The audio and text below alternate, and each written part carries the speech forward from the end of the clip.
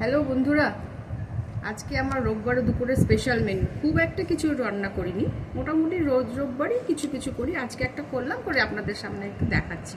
দেখুন, গরম গরম ধোয়া ওঠা ভাত, তারপরে করেছি উচ্ছে আলু ভাজা। ভাজাটা বাড়ির ছেলেপিলেরা খায়। এই যে ঢেঁড়স আলু ভাজা, রাত্রে রুটি দিয়েও হবে।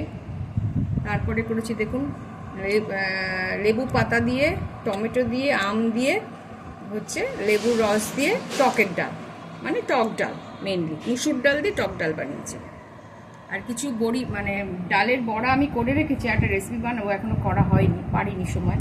লেবু লঙ্কা, আর এটা হচ্ছে খুব খাটনি, কাচকি মাছের চচ্চড়ি, লেবু পাতা, কাঁচা লঙ্কা, লাল লঙ্কা দিয়ে এরা খাবে বলছে। লেবু পাতার গন্ধটা ভিতরে যাবে। কাচকি মাছের চচ্চড়ি বানিয়েছে, একটু টাইম লেগেছে। আর আজকের হচ্ছে এইটা, এই যে বেগুন দিয়ে বড় বড় ইলিশ মাছের ঝোল। পাতলা ঝোলটাই আমার বাড়ির ছেলেপিলেরা খেতে পছন্দ করে।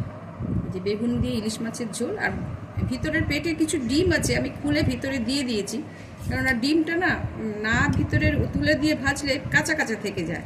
এই জন্য এই যে খুলে দিয়ে আমি ডিমটা পাশে রেখে দিয়েছি। আর এই যে বেগুনটা ভেজে নিয়েছি, খুব ভালো টেস্ট, গন্ধটা ভালো বেরিয়েছে। আপনাদের তো খাওয়াতে পাচ্ছি না, আমি দেখালাম এইভাবে। এই আজকে করেছি। আর চিংড়ি মাছটা আমি রাতে কিছু ওই মানে চিংড়ি মাছটা একটা কিছু কারি মতন করে নেব, যদি লাগে, না হলে কালকে করব। এই আমার টোটাল আজকে রেসিপি। দেখুন আপনাদের কেমন লাগছে। ভালো লাগলে আমাকে একটু লাইক শেয়ার করবেন, কমেন্ট করবেন। চেষ্টা করছি রান্নাটা দেখানোর। মোটামুটি রান্না করতে আমি ভালোই বাসি।